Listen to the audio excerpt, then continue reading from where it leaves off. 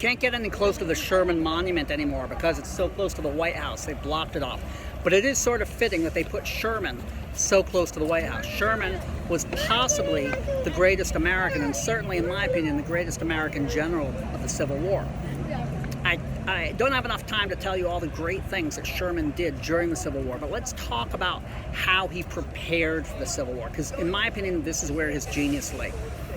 Everybody knew that there was going to be a conflict. You had all these officers who got out of the Mexican-American War. They knew there was going to be a conflict between the North and the South.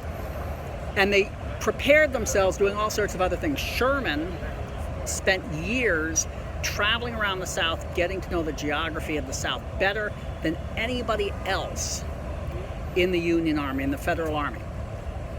He also got to know railroads and telegraphs better than anybody else in the Union Army. So when the war came, he was completely familiar with the technology needed to win that war. Other people were going out and learning how to be better at running musket companies, or better artillery officers, or better at fencing, or better at riding horses. Sherman identified what was going to be important in the next war. He studied it. He spent his time working at it, put his effort into it on his own dime, and he was prepared. No other general was better prepared to fight the Civil War than Sherman. Now, why is this story relevant to us?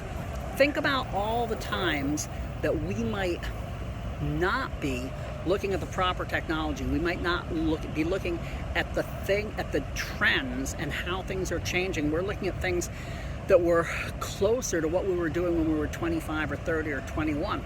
And we're comfortable with those, and we've learned to do them well, and we don't want to change. But maybe the market is going in a totally different direction, and we have to change in order to stay on top of things.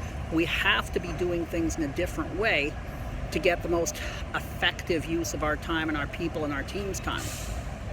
Remember, when you're ready to grow your international sales, reach out to us. We can help. When you decide it's time to grow your international sales, call us.